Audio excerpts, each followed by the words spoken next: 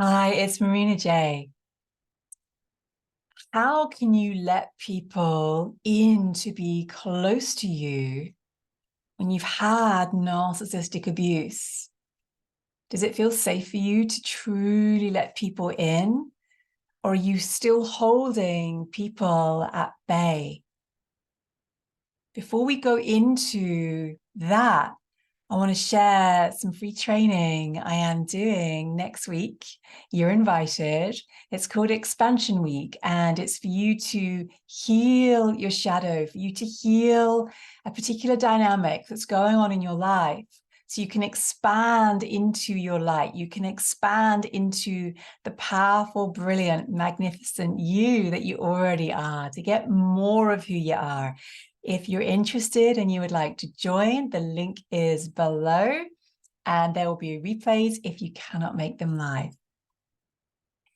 When you've had narcissistic abuse or you've been in a lot of toxic relationships,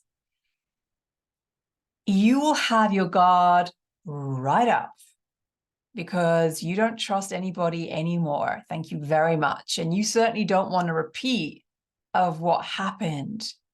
So when you first walk away from narcissistic abuse, you'll have that very, very strong boundary, which means there'll be a period of time where you'll mostly be on your own because you've left behind a lot of the enablers that were around the narcissist, right? A lot of those flying monkeys, the ones that were always in agreement with the narcissist, backing the narcissist up, understanding the narcissist, seeing that the narcissist has had a hard childhood, all of those things, and actually not backing the real victim, which is you.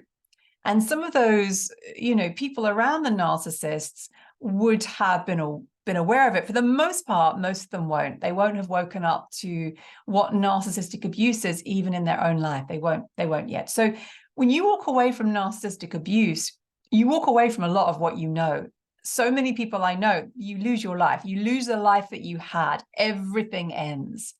And so there is that period of loneliness, and you have that very high boundary. Your walls are up.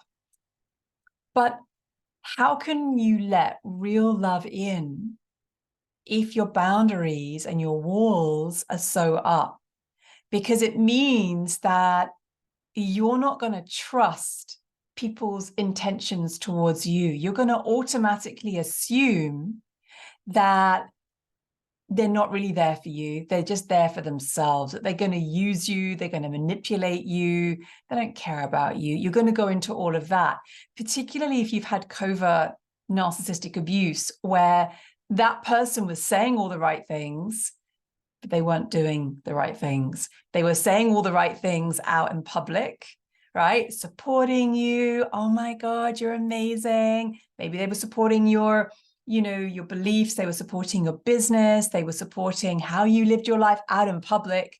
They were supporting you on social media. I'm so proud of you, all of that. But behind closed doors, zero interest, zero empathy, zero interest. They actually don't care about you at all. And so particularly when you've had that covert abuse, you can get quite confused as to what is real love and what is narcissistic abuse masquerading as real love. Like, what is it? And you can begin to lose trust in yourself, trust in your ability to discern, because what you thought was real love was narcissistic abuse. What you thought was real love was a toxic relationship. And particularly with people that have had narcissistic abuse, sometimes, I would say sometimes, mostly what I see is it just takes a bit longer because the abuse was hidden, and it was hidden on purpose, right? To keep you with them. And so if this is you, just notice, how high is your wall right now? Would you say that when people are nice to you, you're more apt to go into what the ulterior motive might be? You don't trust that their intentions are pure. You don't trust that they would maybe purely like you for you.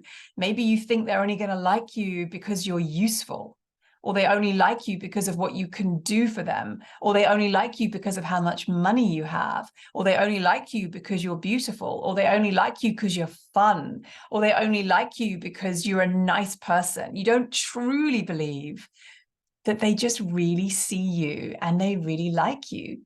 And so you're much more likely to push people away or to drop them really quickly because you're like, nah, because you're already assuming that they're like the other ones. You're already assuming they're like the toxic ones. And a lot of this can be subconscious. We don't even realize we're doing it.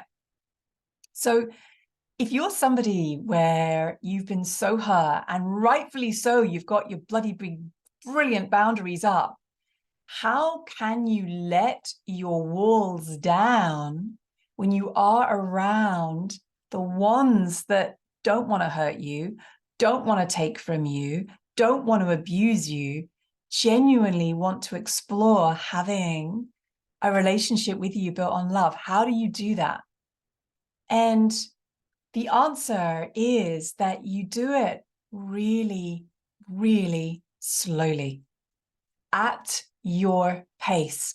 Always take relationships at your pace. Never be pushed by anybody to go faster than you want to go, because for you, you need to trust that what they're saying and what they're doing, their words and their actions, match. And you need proof.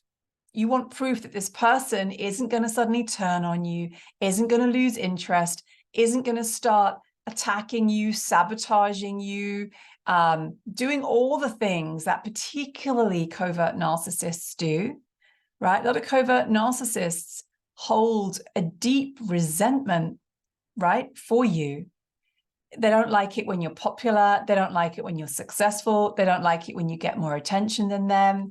They don't like it when you do well, basically. They don't like that you're happy in a relationship. They don't like any of that. They're going to hide all of it.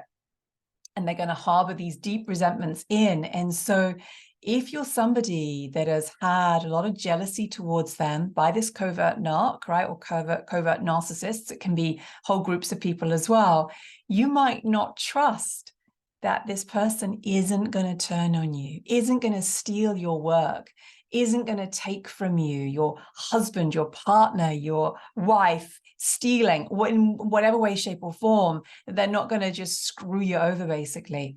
So the way out of that is to heal, right? And I like to do subconscious healing. So I do a lot of shadow work. So a lot of healing, talking, healing, validation, right? All of that stuff. And getting yourself out there a little bit more, and just, can you open yourself up just a little bit more, and then just have that relationship at that point, and just allow yourself to risk being a little bit more you, but take it at your own pace. Take it slowly. Let that person prove to you, not because you're giving them lots of tests, right? We're not doing that. But let this person prove to you that they are who they say they are. And you go at your own pace so that you're so rooted in truth that you will know genuinely if this person is for you or not. And then you can let them in, because there are so many people out there that have really good intentions. They really care about you. The last thing they would ever want to do is hurt you. Just like you don't want to hurt anybody. They don't want to hurt you. They just want to love you. They just want to support you. They just want to respect you. And they just want to be with you because they genuinely like you. They're not there to take your light. They just want to be with you. They find you interesting. They find you interesting. And it's trusting all of that, where you've come from a dynamic where you were literally there for the other person and not for you. You weren't allowed to be there for you. They didn't want to be with you. It was all about them. You're allowed now to have a relationship where it's also about beautiful you. It's time. So I'd love to hear from you below. How high is your wall?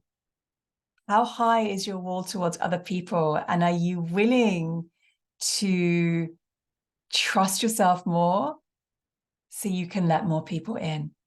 I hope this really, really supports you. All my love.